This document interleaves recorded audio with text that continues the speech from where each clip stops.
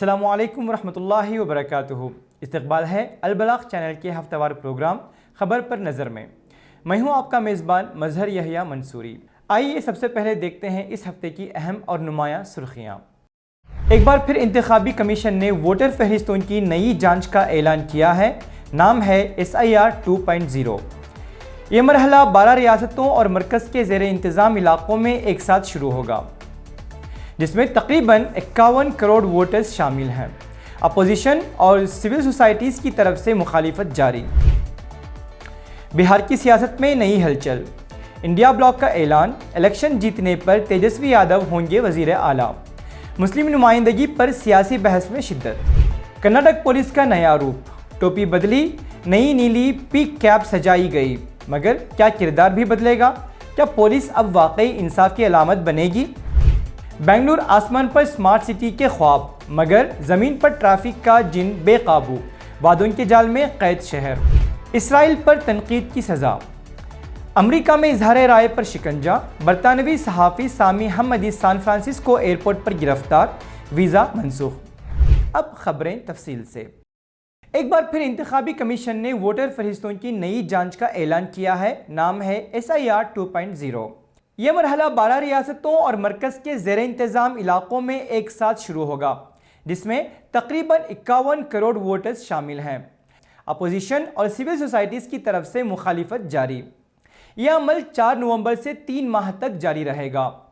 Both level افسر گھر گھر جا کر ناموں کی تصدیق کریں گے اور 7 فروری 2026 کو حتمی فہرست جاری ہوگی۔ درکار دستاویزات میں شامل ہیں پیدائش کا سرٹیفکیٹ، پاسپورٹ، تعلیمی سرٹیفکیٹ، زمین یا مکان کی ملکیت یا الاٹمنٹ پیپر، رہائش یا ذات کا سرٹیفکیٹ اور قدیم خاندانی رجسٹر۔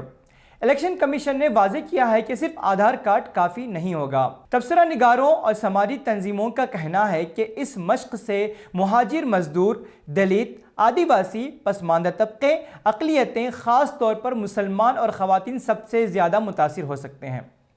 بہت سے لوگوں کے پاس پیدائش یا تعلیمی سرٹیفکیٹ نہیں ہے، اور جن کے گھر سیلاب، طوفان یا قدرتی آفات میں تباہ ہو چکے ہیں، ان کے پاس کون سا ریکارڈ باقی رہ گیا؟ کیا اس بنا پر ان ہندوستانی شہریوں کو ووٹ کے حق سے محروم کیا جائے گا؟ ناقدین یاد دلاتے ہیں کہ بہار میں SIR اسی بہانے کیا گیا تھا کہ غیر ملکی ووٹرز، خاص طور پر بنگلہ دیشی گھس بیٹھیے ووٹرز لسٹ میں شامل ہیں۔ لیکن جب پورا عمل مکمل ہو گیا، الیکشن کمیشن نے آج تک یہ نہیں بتایا کہ ایسے کتنے غیر ملکی ووٹر فہرست سے ملے۔ دوسری طرف کیرلا اسمبلی نے SIR کے خلاف قرارداد پاس کی ہے، جبکہ بنگال اور تمل ناڈو نے اسے انتخابی اثر اندازی کا حربہ قرار دیا ہے، اور یہ SIR مخالف تحریک ملک گیر صورت اختیار کرتی جا رہی ہے۔ الیکشن کمیشن کا دعویٰ ہے کہ مقصد صرف درستگی اور شمولیت ہے، مگر عوامی سطح پر اعتماد کی فضا اب بھی قائم نہیں ہو سکی۔ بہار کی سیاست ایک بار پھر گرم ہونے لگی۔ انڈیا بلاک نے بالآخر تیجسوی یادو کو آئندہ اسمبلی انتخابات کے لیے وزیر اعلیٰ کا امیدوار نامزد کر دیا ہے۔ یہ فیصلہ اگرچہ طویل عرصے سے متوقع تھا، مگر اس اعلان نے ریاست کے سیاسی منظرنامے میں نئی ہلچل پیدا کر دی ہے۔ فیصلے کے فوراً بعد ہی مسلم نمائندگی کا سوال زور پکڑنے لگا۔ ریاست کی تقریباً 18% مسلم آبادی اور مختلف سماجی و سیاسی تنظیموں نے یہ اعتراض اٹھایا ہے کہ اگر مسلمان بہار کے سیاسی نقشے کا ایک اہم اور منظم ووٹ بینک ہیں، تو حکومت سازی میں انہیں مؤثر حصہ کیوں نہیں دیا جا رہا؟ اسی دوران تیجسوی یادو نے ایک اور اعلان کیا۔ انہوں نے کہا کہ مکیش سہنی نائب وزیر اعلیٰ ہوں گے، اور یہ امکان بھی ظاہر کیا کہ دیگر طبقات سے بھی نائب وزرائے اعلیٰ مقرر کیے جا سکتے ہیں، لیکن یہ وضاحت بھی بڑھتے ہوئے سیاسی طوفان کو تھام نہ سکی۔ تبصرہ نگاروں کے مطابق یہ فیصلہ دراصل اتحاد کے اندرونی توازن کی عکاسی کرتا ہے، جہاں OBC، یادو اور دیگر غالب ذاتوں کی سیاست کو فوقیت ملی ہے، جبکہ مسلمان اور دیگر پسماندہ طبقات کے لیے سیاسی گنجائش مزید سکڑتی دکھائی دے رہی ہے۔ بہار میں پہلے ہی ذات پر مبنی ووٹنگ ایک حقیقت بن چکی ہے، لیکن اس بار اختلاف کی گونج پہلے سے زیادہ گہری سنائی دے رہی ہے، کیونکہ اس فیصلے نے ایک بار پھر مسلمانوں کو صرف ووٹ دینے والا طبقہ بنا کر پیش کیا ہے، شریک اقتدار نہیں۔ اسی تناظر میں آل انڈیا مجلس اتحاد المسلمین AIMIM نے سخت رد عمل دیتے ہوئے کہا، جب 18% آبادی کے پاس اقتدار میں نمائندگی نہیں تو یہ کیسی برابری ہے؟ تجزیہ نگاروں کا ماننا ہے کہ اگرچہ یہ اعلان انڈیا بلاک کی سیاسی صف بندی کو واضح کرتا ہے مگر اس نے اتحاد کے اندر اعتماد کی دراڑ بھی گہری کر دی ہے۔ کئی مسلم دانشوروں کا کہنا ہے کہ اگر یہ روش برقرار رہی تو ووٹ تو شاید مل جائیں گے مگر دل نہیں جیتے جا سکیں گے۔ تیجسوی یادو نے عوام سے وعدہ کیا ہے کہ اگر ان کی حکومت بنی تو ہر خاندان کو ایک سرکاری نوکری دی جائے گی۔ دوسری جانب این ڈی اے اور انڈیا بلاک کے درمیان سیاسی رساکشی عروج پر پہنچ چکی ہے۔ این ڈی اے نے تیجسوی یادو کی نامزدگی کو خاندانی سیاست کا تسلسل قرار دیا ہے، جبکہ انڈیا بلاک کا موقف یہ ہے کہ عوام اب تبدیلی چاہتے ہیں۔ بی جے پی رہنماؤں نے نشانہ لگاتے ہوئے کہا کہ یہ اتحاد اقلیتوں یا عام طبقے کی نمائندگی نہیں بلکہ مفادات کا جوڑ ہے۔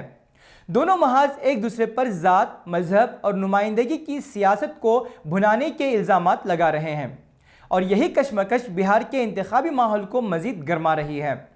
اب سب کی نظریں بہار کے مسلمان ووٹرز پر ٹکی ہیں جو ریاست کی تقریباً 18% آبادی پر مشتمل ہیں۔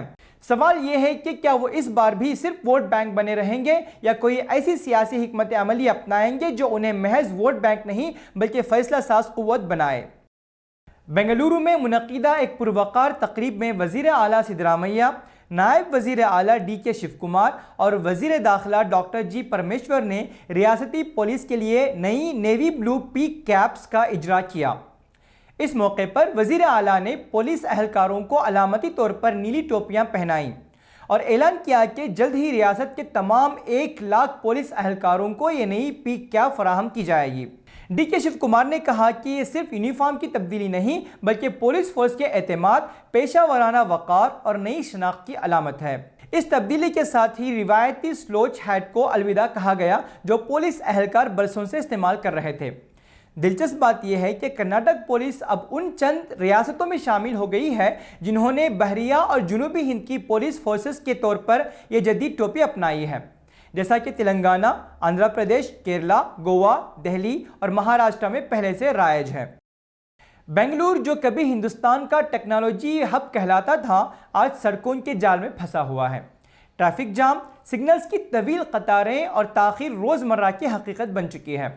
نائب وزیر اعلیٰ اور شہر کے انچارج وزیر ڈی کے شیو کمار نے ایک بار پھر وعدہ کیا ہے کہ شہر کو ٹریفک کے عذاب سے نجات دلانے کے لیے ٹنل روڈ اور ایلیویٹڈ کوریڈور کے منصوبے شروع کیے جائیں گے۔ ان کے مطابق سڑکوں کی مزید توسیع اب ممکن نہیں اور زیر زمین راستے ہی مستقبل کا حل ہیں۔ ریاستی کابینہ نے حال ہی میں 16.7 کلومیٹر شمال تا جنوب ٹنل روڈ منصوبے کی منظوری دی ہے جو ہیبال سے سینٹرل سلک بورڈ تک شہر کے اہم حصوں کو جوڑے گا۔ ساتھ ہی تقریباً 114 کلومیٹر طویل ایلیویٹڈ کوریڈور منصوبہ بھی زیر غور ہے تاکہ سگنلز اور چوک پوائنٹس کی بھیڑ کم ہو سکے۔ مگر بنگلور کے ٹریفک میں ہر روز سہنے والے شہری سوال کر رہے ہیں یہ وعدے کب حقیقت بنیں گے؟ کیوں ہر بار اعلان ہوتا ہے مگر عمل کی رفتار سست رہتی ہے؟ پچھلے 2 برسوں سے عوام ٹنل روڈ کا نام تو سن رہے ہیں مگر منصوبے ابھی بھی صرف فائلوں میں اٹکے دکھائی دیتے ہیں۔ بنگلور کی عوام صرف خاکے دیکھ رہی ہے، کام نہیں۔ اگر حکومت واقعی سنجیدہ ہے تو ماہرین شہری منصوبہ بندی سے مشورے لیں، دور رس حل کے ساتھ حال فی الحال میں ٹریفک سے عوام کو نجات دینے کے لیے منصوبے ترتیب دیں۔ سنگاپور، سیول اور ٹوکیو جیسے شہروں کے کامیاب ماڈلز کا مطالعہ کریں جہاں سائنسی منصوبہ بندی نے ٹریفک کا جن قابو کر لیا۔ تجزیہ نگاروں کا کہنا ہے کہ کانگریس حکومت کے پاس ویژن تو ہے مگر رفتار کی کمی ہے۔ ٹنل اور ایلیویٹڈ سڑکوں کے منصوبے خوبصورت لگتے ہیں مگر جب تک عملی منصوبہ بندی، پیشہ ورانہ تحقیق اور شفاف نفاذ نہیں ہوگا بنگلور بین الاقوامی معیار کا شہر بننے کے بجائے بڑھتے دباؤ، دھوئیں اور تاخیر کا استعارہ بن کر رہ جائے گا۔ منصوبے بنتے رہیں مگر اگر رفتار یہی رہی تو بنگلور کا مسئلہ ٹریفک نہیں، انتظار بن جائے گا۔ غزہ میں جاری اسرائیلی جارحیت پر کھل کر بولنے والے برطانوی صحافی اور تجزیہ نگار سامی حمدی کو امریکی حکام نے سان فرانسسکو بین الاقوامی ہوائی اڈے پر گرفتار کر لیا۔ اطلاعات کے مطابق وہ امریکہ میں اپنی تقریری مہم کے سلسلے میں آئے ہوئے تھے جہاں وہ غزہ میں جنگ بندی اور مبینہ نسل کشی پر عالمی ضمیر کو جھنجھوڑنے والی تقاریر کر رہے تھے۔ امریکی امیگریشن ایجنسی ICE نے ان کا ویزا منسوخ کر کے انہیں حراست میں لے لیا۔ امریکی وزارت داخلہ نے گرفتاری کی تصدیق تو کی ہے مگر وجوہات واضح نہیں کی۔ کونسل آن امریکن اسلامک ریلیشنز CAIR نے اس اقدام کو اظہار رائے پر حملہ قرار دیتے ہوئے کہا، ایک صحافی کو صرف اس لیے گرفتار کرنا کہ وہ غزہ کے مظلوموں کے حق میں بول رہا تھا، یہ جمہوریت نہیں، دباؤ کی سیاست ہے۔ سامی حمدی برطانوی نشریاتی اداروں اور عالمی پلیٹ فارمز پر اپنی تیز تنقید کے لیے جانے جاتے ہیں۔ ان کی گرفتاری کے بعد انسانی حقوق کی تنظیموں، صحافتی یونینز اور سوشل میڈیا صارفین نے امریکہ سے وضاحت کا مطالبہ کیا ہے۔ یہ تھیں اس ہفتے کی اہم خبریں اور ان پر ہماری ذمہ دارانہ اور حقیقت پر مبنی نظر۔ آپ ان خبروں کو کس زاویے سے دیکھتے ہیں، اپنی رائے کمنٹ باکس میں ضرور لکھیں۔ اگلے ہفتے پھر تازہ خبروں اور تجزیوں کے ساتھ ملاقات ہوگی، تب تک کے لیے اللہ حافظ۔